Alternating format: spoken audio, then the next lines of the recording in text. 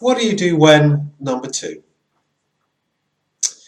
It's well known that pretty well every practitioner of solution focus practice or solution focused brief therapy starts follow-up sessions with the question, so what's been better since we last spoke?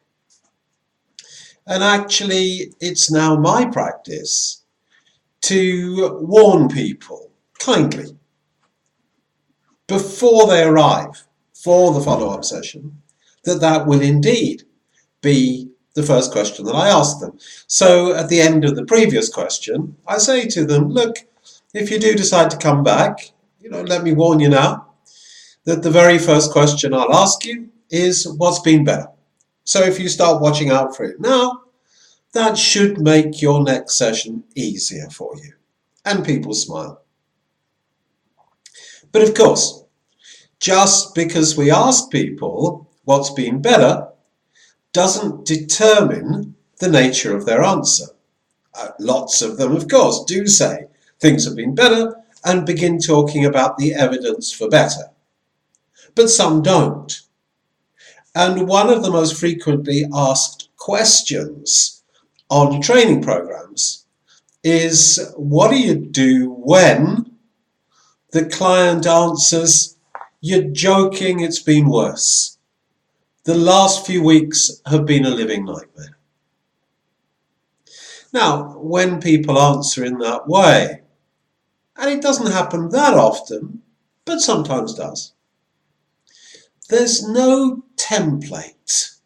There's no pre-prepared, as it were, not a nice word, but anyway, script for the practitioner to use. But the first thing we are going to do is to acknowledge, just to say something that indicates that we've heard what the client said.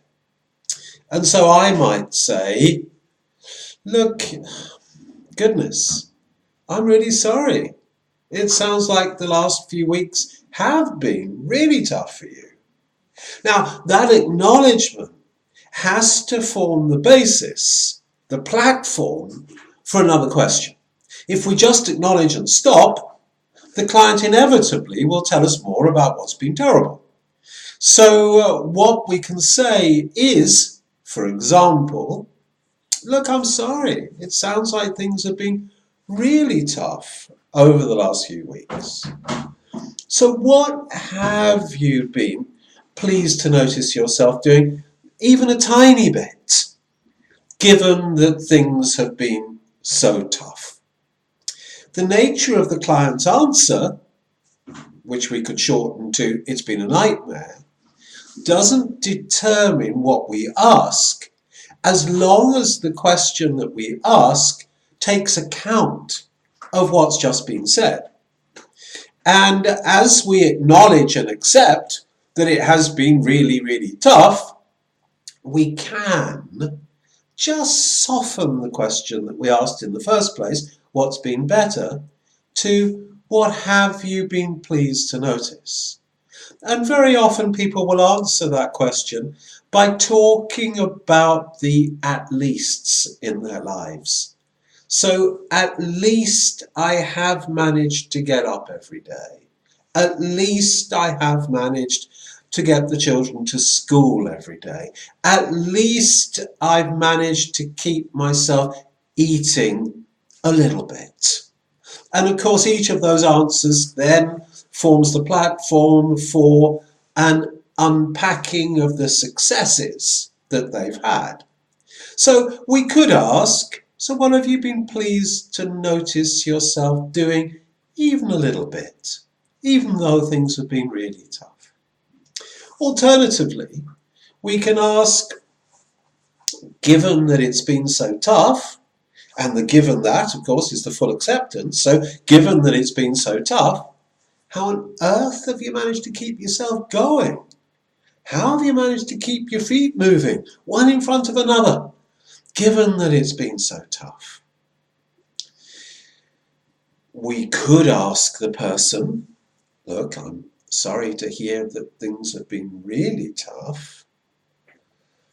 And given that they have, what do you think you might have noticed yourself doing to stop things getting even worse than they have got? And the acknowledgement allows us to ask the question. Now, there are other questions that we can, of course, ask. We could ask, for example, how have you managed to keep hope alive at all, given that things have been so tough? And again, the at all and the given that is the acceptance and the acknowledgement. We're not arguing with people. We're fully accepting what they've told us, that things have been really tough for them over the course of the last week or the last couple of weeks. And then just one more. Every now and again, look, again, doesn't happen often, but someone will say, ring me up perhaps, and say, things have got worse. And I'll sometimes say to people, I'm sorry, and this is a bit of a cheeky question, but what do you think you might have forgotten to keep doing?